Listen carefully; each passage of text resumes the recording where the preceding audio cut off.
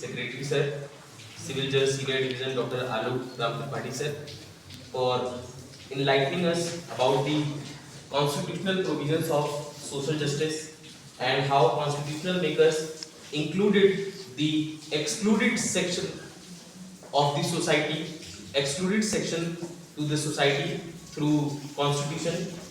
Also, he discussed about the various schemes of the government which is made by the government in the commitment of the social justice.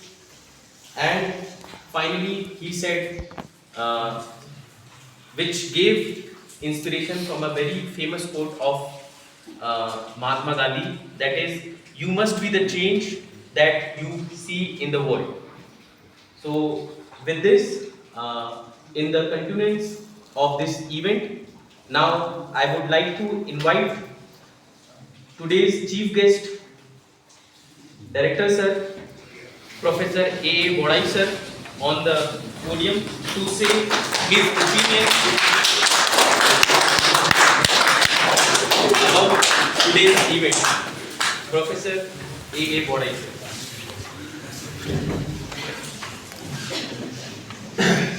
Thank you. सबसे पहले तो मैं हमारे DLS जो secretary हैं doctor आलोक राम त्रिपाठी साहब का बहुत आभार व्यक्त करता हूँ कि वे हमारे बीच में आए हैं और उनके साथ सीनियर एडवोकेट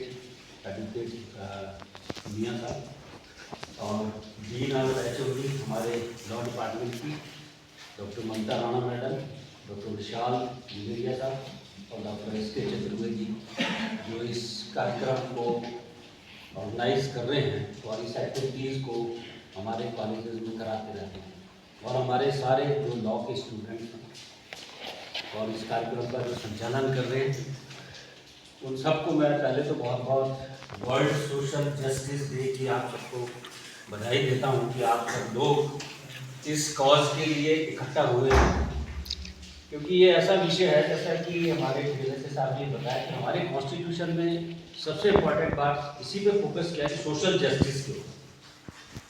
खैर आप लोग टेक्निकली उन सभी मतलब जो भी कॉन्स्टिट्यूशन के अंदर है, क्या धाराएं हैं, क्या आर्टिकल्स हैं, कैसे डायरेक्टिव प्रिंसिपल्स को एड्रेस किया गया है, मैं समझता हूँ कि आप एज ए लॉ स्टूडेंट उसको ज़्यादा बारीकी से समझते हैं।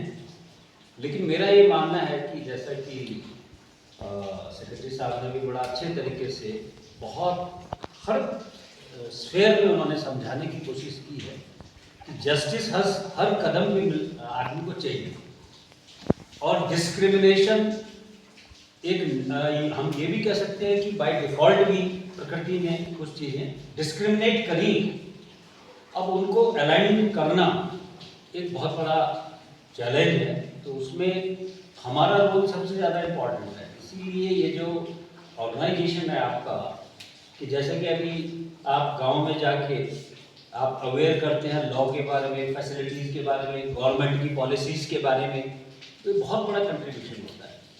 अगर कोई लेडी है जैसे इलिटरेट है, वो लिख नहीं सकती, आपने उसको लिटरेट किया, फिर अवेयर किया, तो मैं समझता हूँ कि एक बहुत बड़ा कदम आप अपने स्तर पर अपने विभाग की ओर से, department of law, you can initiate कि भाई किन किन एरियाज में हमको ये काम करना चाहिए, क्योंकि तो वही होता है कि भाई चैरिटी बिगिंस फ्रॉम होम। आप खुद जब उसे स्टार्ट करेंगे, क्योंकि अधिकारों की बात भी होगी, आप अपने राइट्स की भी बात करेंगे, but when you ask about your rights, तो डेफिनेटली बहुत सारी चीज़ें आपके ऊपर आती हैं कि what is your responsibility ultimately, क्योंकि रिस्पॉन्सिबिलिटी को भी निभाना बहुत ज़रूरी होता है, और इन दोनों का ही जो मेल है, यही मैं समझता हूँ कि रियल चेंज ला सकता है सोसाइटी के अंदर।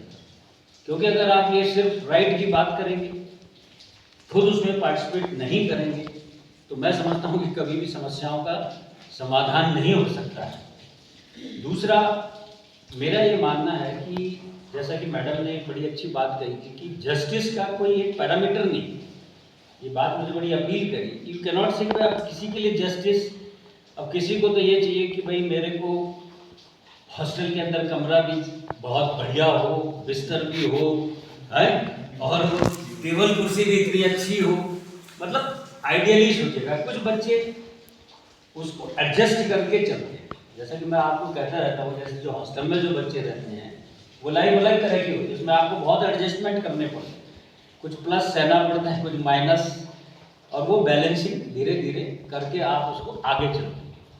तो ये जो समस्याएं मैं समझता हूँ कि अब आजकल तो बहुत बड़ी समस्याएं हैं, जैसे कि मान लीजिए अनएम्प्लॉयमेंट ही है, इकोनॉमिक डिस्पैरिटी है, अपॉर्चुनिटी, और ये जेंडर इन इक्वालिटी वाला जो इशूज़ है, तो बहुत ऐसे इश्यूज हैं कि जिनके ऊपर मतलब पूरी दुनिया ने इसको वो सोचा है, और तभी यूएन ने इस तरीके के कन्वेंशंस करके ये डेज आपको हम सेलिब्रेट कर रहे हैं। जैसे पूरे वर्ल्ड वाइड है ये प्रॉब्लम। जैसे अभी आज का दिन भी बड़ा इम्पोर्टेंट डे है, 20 फरवरी 1947 को ब्रिटेन की पार्लियामेंट ने तय किया था कि हमारे देश को आज़ाद किया जाएगा। दिस वॉज द डे, यही आज का दिन था। तो मैं ये सोच रहा था, मैं ऐसे पढ़ रहा था सोशल मीडिया पे ही, तो मैंने कहा ये बड़ा अच्छा दिन है, और आज ये वर्ल्ड सोशल जस्टिस डे की दिशा में एक ब्रिटेन की पार्लियामेंट ने, वहाँ के प्राइम मिनिस्टर उस समय इटली थे, तो लेबर गवर्नमेंट वहाँ पे जो आई थी, उन्होंने ये डिसाइड किया कि भाई अब इंडिया को आज़ाद कर देना। 1948 से पहले उन्होंने एक डेडलाइन दी, 30 जून 1948 से पहले हम इंडिया को फ्री कर दें। और फिर आपको पता ही है, लॉर्ड माउंटबेटन आए, नेहरू, और ये सब बैठ के जिन्ना, और ये सारा जो कुछ हुआ डिसाइड हुआ, 2 नेशन थ्योरी, और ये सारी चीज़ें। बट कहीं ना कहीं इंडिया को आज के दिन ये तय हुआ ब्रिटेन की पार्लियामेंट में कि भाई जस्टिस मिलना चाहिए, हमारा देश आज़ाद होना चाहिए। और उसके लिए खैर स्ट्रगल और लड़ाई कितनी हुई वो तो आप सब जानते ही हो। और उसके बाद फिर हमने कैसे अपना कॉन्स्टिट्यूशन बनाया, किसी लिए बनाया, इसीलिए तो बनाया क्योंकि इन इक्वालिटीज और डिस्पैरिटीज तो बहुत सी सोसाइटी में है। और हमारा जो कॉन्स्टिट्यूशन के जो निर्माता जो थे भीमराव अंबेडकर साहब, अगर आप उनका लाइफ पढ़ोगे तो how challenging was his life, मतलब उन्हीं के साथ डिस्पैरिटी समाज के अंदर सब कुछ हुआ, हम सब देख रहे हैं चीज़ों को, लेकिन किसी ने फेस किया और उस लेवल पे पहुंच के दिखाया, तो ये एक बहुत बड़ी बात है। दूसरा मैं यही कह रहा था कि आप अपने आप से कितना कंट्रीब्यूट कर सकते हो इन चीज़ों में।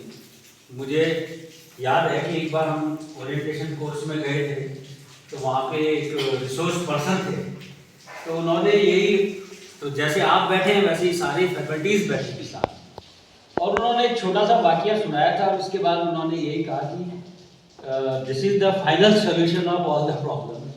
तो वो वाकया मैं आपको थोड़ा बताता हूँ, उसके बाद इसको यहीं पे एंड कर दूंगा।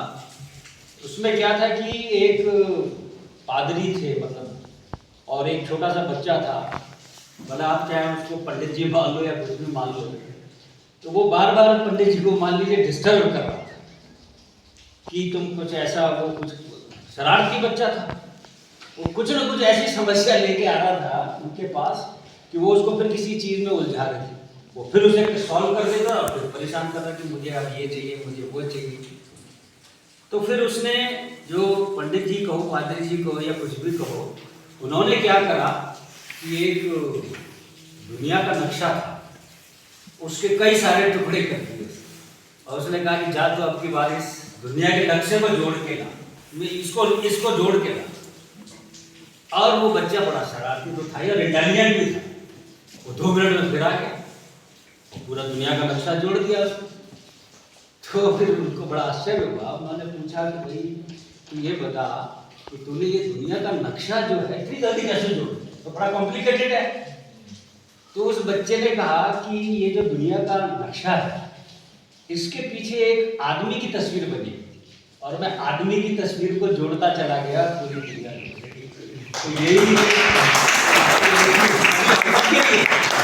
तो यही शब्दों के साथ मैं अपने विचारों पे यही विराम देता हूँ।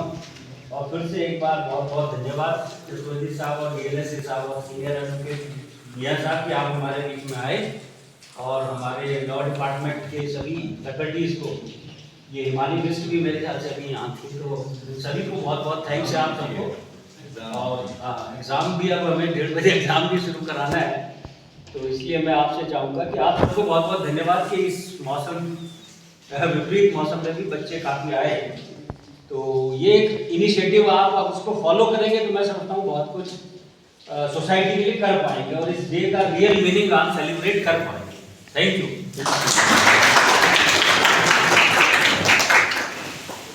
Thank you very much, sir. Now I would like to invite Miss Aradhana Sarasya ma'am for vote of thanks.